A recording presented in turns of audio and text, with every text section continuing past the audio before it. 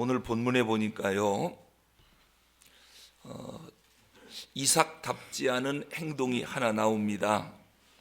그게 뭐냐면 이삭이 그곳에 단을 쌓아 여호와의 이름을 부르고 제단을 쌓아 여호와의 이름을 부르는 모습이 나오죠. 우리가 이것을 보면 하나님이 우리를 다스리는 방법, 그걸 우리가 알 수 있는데요, 뭔가 실수를 하면 또 죄를 지으면 하나님이 우리를 치실 때 보통 징계를 사용하십니다. 그런데 항상 징계만 하시는 분은 아닙니다.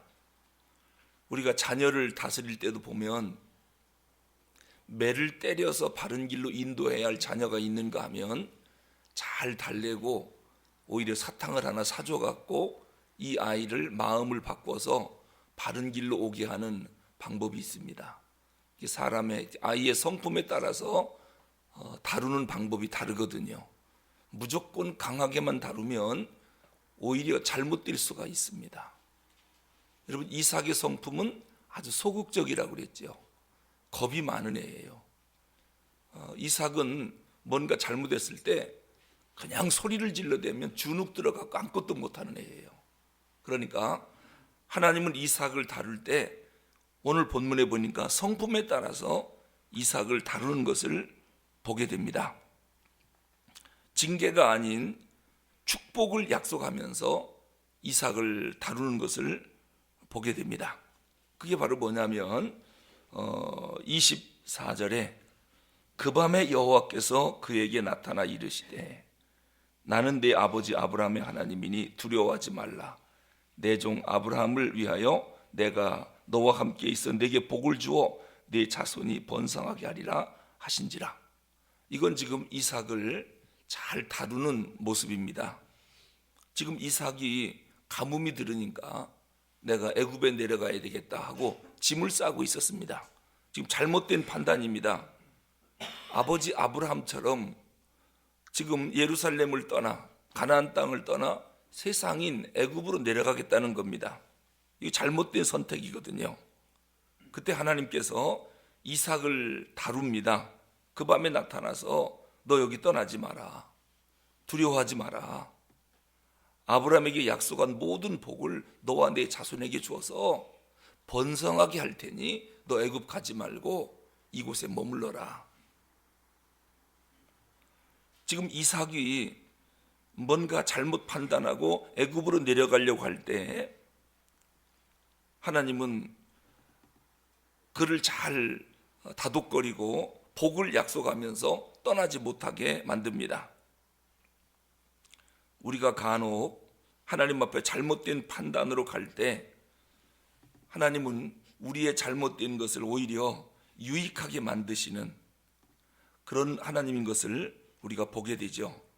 로마서 8장 28절에 나온 말씀대로 하나님을 사랑하는 자 곧 그 뜻대로 부르심을 입은 자들에게는 모든 것이 합력하여 선을 이루느니라.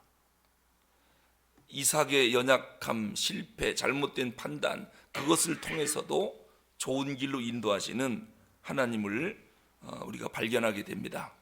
그러니까 나에게 나타나는 모든 일들은 하나님이 역사하시면 오히려 좋은 것으로 바뀔 수도 있다. 심지어는 나의 나쁜 경험, 실패의 경험까지도 하나님은 우리에게 유익으로 바꿔주실 수 있는 그런 하나님이시다 라고 하는 것입니다. 그러자 이삭이 그 하나님의 축복의 약속을 받고 짐을 풉니다. 그리고 그곳에 생전 이삭이 스스로 하나님 앞에 제단을 쌓고 하나님 앞에 예배드린 적이 없거든요. 그런데 오늘 이삭이 얼마나 마음에 감사했던지 제단을 쌓고 하나님의 이름을 부릅니다. 그러한 이삭에게 하나님이 두 가지 축복을 또 주십니다. 그 축복이 뭐냐면 우리 26절 한번 읽어보겠습니다. 26절 시작. 아비멜렉이 그 친구 아우삿과 군대 장관 비굴과 더불어 그랄에서부터 이삭에게로 온지라. 아비멜렉은 그랄 왕입니다. 그랄 왕이 아우삿과 군대장관 비굴과 더불어서 이삭에게로 찾아왔습니다. 찾아와서 무엇을 요구하느냐면 우리 화친 조약을 맺자. 조약을 요구해요. 그게 27, 28절인데요. 이삭이 그들에게 이르되 너희가 나를 미워하여 나에게 너희를 떠나게 하였거늘 어찌하여 내게 왔느냐. 이삭이 아비멜렉에게 항의하는 겁니다. 나를 미워해서 우리 동네에서 떠나라고 하더니 니들 무슨 일로 나한테 찾아왔느냐. 그러자 28절에서 그들이 이르되 여호와께서 너와 함께 계심을 우리가 분명히 보았으므로 우리 사이 곧 우리와 너 사이에 맹세하여 너와 계약을 맺으리라 말하였노라. 여기서 참 놀라운 일은요, 여호와께서 너와 함께 계심을 우리가 분명히 보았으므로. 아마 아비멜렉 왕이 이삭의 일거수일투족을 다 보고 있었어요. 이삭이 넘어지는 것도 봤고 소극적인 것도 봤고 또 그 가운데 다시 일어나는 것도 봤고, 그러면서 아비멜렉이 무엇을 느끼느냐? 저 사람은 보통 사람이 아니다. 하나님이 함께하는 사람이로구나. 그러면서 아비멜렉이 겁을 먹는 겁니다. 아무래도 하나님이 쓰시는 사람이구나. 여러분, 불신자들이 우리의 일거수일투족을 다 보고 있다는 걸 아십니까? 아무도 안 보는 것 같지요? 안 그렇습니다. 내가 앉고 일어서는 거, 심지어는 내가 실패하는 것도 보고 있고 거기서 다시 일어나 승리하는 것도 보고 있고, 우리의 모든 것을 불신자들이 다 지켜보고 있다는 것입니다. 그것이 나도 모르게 하나님을 나타내는 거예요. 그러자 29절에서 뭐라고 말씀합니까? 지금 아비멜렉이 이삭에게 와서 하는 말이 그겁니다. 너는 우리를 해하지 말라. 이는 우리가 너를 범하지 아니하고 선한 일만 내게 행하여 네가 평안히 가게 하였음이니라. 이제 너는 여호와께 복을 받은 자니라. 세상 사람들이 우리를 보면서 넌 하나님이 함께하는 사람이다. 그러니 제발 우리를 해하게 하지 말라. 너는 여호와께 복 받은 사람이다. 우리를 해치지 말아다오. 우리도 너희에게 해를 끼치지 않겠다. 만약에요, 이삭이 우물을 뺏길 때 거기서 이 아비멜렉 왕하고 치열하게 싸웠다고 생각을 해봐요. 안 뺏기려고 악을 행할 때 악을 악으로 갚았다면 이들이 이렇게 나오지 않을 겁니다. 이삭은 악을 당하면서도 끝까지 선으로 악을 대합니다. 우물을 뺐으면 그냥 뺏깁니다. 여러분, 뺏길 사람이 누가 있습니까? 이 손해나는 짓을 누가 합니까? 열심히 땅을 파서 그 가뭄에 생수가 터져 나오니 얼마나 좋습니까? 아비멜렉이 보고 저거 뺏었어요. 그럼 또 이사를 가서 또 우물을 팝니다. 그럼 또 우물이 터져요. 잘 나던 우물이 아비멜렉이 뺐으면 물이 안 나오는 거죠. 이삭이 파면 또 우물이 나와요. 이렇게 뺏고 뺏기고 7번이나 반복을 해요. 여러분, 그것도 한두 번이지 3-4번이지 7번이나 뺏겨도 그냥 뺏기고 이사가고 뺏기고 이사가고, 그럴 사람이 세상에 어디 있습니까? 아마 이것은 이삭이 소극적이고 겁이 많은 사람이라 싸울 엄두도 안 내는 거죠. 그냥 때리면 맞고 뺏으면 뺏기고. 여러분, 그런 사람들 보면 무슨 생각이 듭니까? 저거 바보 아니야? 어떻게 저걸 통째로 뺏기고 쫓겨나올 수가 있어? 그런 생각이 들잖아요. 그만큼 싸우는 걸 싫어하고 겁이 많고 무서움이 많고, 이게 이삭입니다. 그런데 이삭이 우물을 파면 생수가 터져요. 자기들이 우물을 뺐으면 물이 안 나와요. 그 7번 반복하면서 무슨 생각이 드느냐? 저 사람이 바보가 아니다. 괜히 적들이 겁을 먹는 거예요. 저거 하나님이 함께 하니까 저런 일이 생기지. 그러면서 오히려 왕이 군대 장관을 데리고 와서 용서를 빌고, 야, 우리 싸우지 말자. 우물을 뺏긴 뺏었지만 너희들 때리진 않았잖아. 그러니까 너 하나님이 함께하는 사람이다. 너 하나님께 복받은 사람이야. 우리 화친 조약을 맺자. 원수들이 이렇게 나오는 것입니다. 이삭은 잘못한 게 아무것도 없습니다. 그런데 어려움이 계속 와요. 그러니까 어려움이 온다고 무조건 죄져서 그렇다, 그렇게 볼 것도 아니에요. 상대가 악하기 때문에 우리가 어려움을 당할 때가 있어요. 우리가 잘못해서 어려움 당하는 게 아니에요. 그러면은 우리는 싸워서 적을 물리치면 되지 않습니까? 어려움을 계속 당하면 안 되잖아요. 피해만 당하면 안 되잖아요. 그런데 이삭은 하나님 의지합니다. 하나님을 신뢰합니다. 그랬더니 마침내 원수가 이삭 발 앞에 와서 무릎을 꿇고 항복을 합니다. 화해를 요청합니다. 이게 하나님의 방법입니다. 그런데 이게 쉬운 일은 아닙니다. 여러분, 가능하겠습니까? 그러니까 우리가 이기고 지는 것이 하나님 손에 달려 있다는 거죠. 지금 내가 진 것 같아도 이게 패배가 아니라는 거예요. 아직 끝난 게 아니에요. 최후의 승리자가 마지막 승리자다. 오늘 이삭을 통해서 우리가 발견하게 돼요. 근데 현대 사회는 우리에게 무엇을 가르치느냐면 권리를 주장하래요. 네 권리를 절대로 뺏기지 말래요. 이게 세속문화입니다. 근데 성경은 뭐라고 말합니까? 네가 주장해야 할, 또 네가 누려야 할 당연한 권리까지도 하나님 앞에 의탁하래요. 그분의 인도하심에 맡기래요. 이게 성경이 우리에게 가르치는 거예요. 사회는 권리 뺏기지 마라. 네가 누릴 거 마음대로 누려라. 권리를 주장해라. 성경은 아니다. 그 권리까지도 하나님께 맡겨라. 그래서 어떤 때는요, 성경대로 살면 다 뺏겨요. 다 잃는 것처럼 보여요. 손해나는 것처럼 보여요. 그런데 우리 삶을 인도하시는 분은 하나님이시다는 거죠. 하나님의 섭리가 있고 눈에 보이지 않는 하나님의 손길이 있다는 거, 그것을 믿는다면 얼마든지 내 권리지만 주장하지 않겠죠. 그리고 그것마저도 하나님께 맡기겠죠. 나의 갈 길 다 가도록 예수님이 인도하시는 거지 세상이 우리를 인도하는 게 아닙니다. 그래서 세상 사람들이 하는 대로 따라가는 게 우리는 아니에요. 어떤 면에서는 세상과 역행하는 길을 우리가 가고 있어요. 전 우리 교회가 어려운 일을 당하는 것을 보면서 한편으로는 누가 그러더라고요. 싸워도 끝까지 거기서 싸워야지. 나오면 안 된다. 왜 나오냐? 절대로 나오면 안 됐다는 거예요. 근데 우리 장로님들 말씀 들어보니까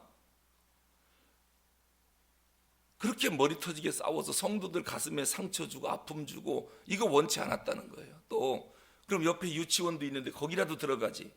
애기들 공부하는데 걔들 피해 주면 안 되지 않느냐. 그래서 깨끗이 나와서 우리끼리 예배를 드리고 이 절차를 밟았다는 거예요. 근데 변호사들도 그렇고 주변 얘기 들어보면은 머리가 터졌어도 나오지 말아야 된다는 거예요. 실효적 점검을 거기서 해야 된다는 거예요. 근데 우리는 깨끗하게 내려놓고 하나님의 뜻을 바라고 밖으로 나온 이 선한 방법으로 해결하려고 했던 것이지요. 그래, 이야기를 들으면서 우리가 이삭처럼 한 것 같아요. 이삭처럼 뺏으면 뺏기고 때리면 맞고 그리고 싸우지 않으려고 하는, 그러나 끝난 게 아니에요. 우리의 가는 길은 하나님이 인도하셔요. 결코 우리가 패배자가 아니에요. 최후 승리자가 마지막 승리자지 지금 때려서 뺏었다고 그래서 그게 승리자가 아니에요. 우리가 권리 주장 얼마든지 할 수 있죠. 그 당연한 권리까지도 하나님께 맡기고 하나님 인도해 주세요. 이제부터는 하나님이 해결해 주세요. 우리는 그것을 하나님께 맡기는 것입니다. 그랬더니 마침내 하나님이 이삭에게 어떤 복을 주시느냐, 잠언 16장 7절에 보니까 이런 말씀이 나와요. 사람의 행위가 여호와를 기쁘시게 하면, 사람의 행위가 여호와를 기쁘시게 하면 그 사람의 원수라도 그로 더불어 화목하게 하시느니라. 우리가 어떻게 하든지 하나님을 기쁘게 하고 사람 다치지 않게 하고 이렇게만 하면 이제 원수라도 우리를 찾아와서 화목을 요청한다는 거예요. 우리 앞에 무릎을 꿇게 만들어 주겠다는 것입니다. 물론 이삭의 삶의 여정을 보면 실패도 있었고 좌절도 있었지만은 이삭은 그냥 하나님만 바라보고 하나님 말씀하시는 대로 따르기를 원합니다. 그랬더니 마침내 원수가 찾아와서 무릎을 꿇고 너는 진짜 하나님이 함께하는 사람이다. 너는 하나님께 복받은 사람이다. 이제 겁을 먹는 겁니다. 두려움을 갖는 겁니다. 지금 이삭이 무슨 큰 무기를 손에 쥐었습니까? 아닙니다. 오직 하나님을 신뢰하고 하나님을 믿는 믿음밖에 없었어요. 아니, 그에겐 용기가 없었죠. 소극적이었죠. 그런데도 그것을 이용해서 원수를 무릎 꿇게 만드는 하나님의 손길을 이삭을 통해서 보게 됩니다. 그뿐입니까? 하나님이 이삭에게 또 어떤 복을 주시느냐면 32절 33절 읽어보겠습니다. 32절 33절 시작. 그날에 이삭의 종들이 자기들이 판 우물에 대하여 이삭에게 와서 알리어하리. 우리가 물을 얻었나이다 하며 그가 이름을 세바라 한지라. 그러므로 그 성읍 이름이 오늘까지 부엘세바. 부엘세바, 세바는 우물이란 뜻이에요. 부엘은 언약이란 뜻입니다. 약속, 언약의 우물, 언약의 우물, 부엘세바. 이 부엘세바가 어디냐면요, 가나안 땅에서 애굽으로 가는 가나안 땅 맨 남쪽 끝입니다. 거기 지나면 이제 애굽 땅이에요. 거기는 지금도 성지순례 가보면 완전 사막지대인데 그 사막지대에 아주 지금도 생수가 펑펑 솟아나고 있어요. 그 누가 판 우물이냐면 이삭이 판 우물이에요. 이삭이 그때 파는 우물이 오늘날까지도 생수가 그 사막 한가운데서 우물이 나온다니까요. 여기가 부엘세바입니다. 언약의 우물. 하나님 말씀에 따라 이삭이 자리를 옮겨 또 우물을 팝니다. 그랬더니 그 우물에서 생수가 터져나오게 만들어 주시는 거예요. 이걸 보면 우리가 주님과 올바른 관계만 맺으면 하나님은 사막에서도 생수가 터져나오게 만든다. 이게 하나님이 하시는 일입니다.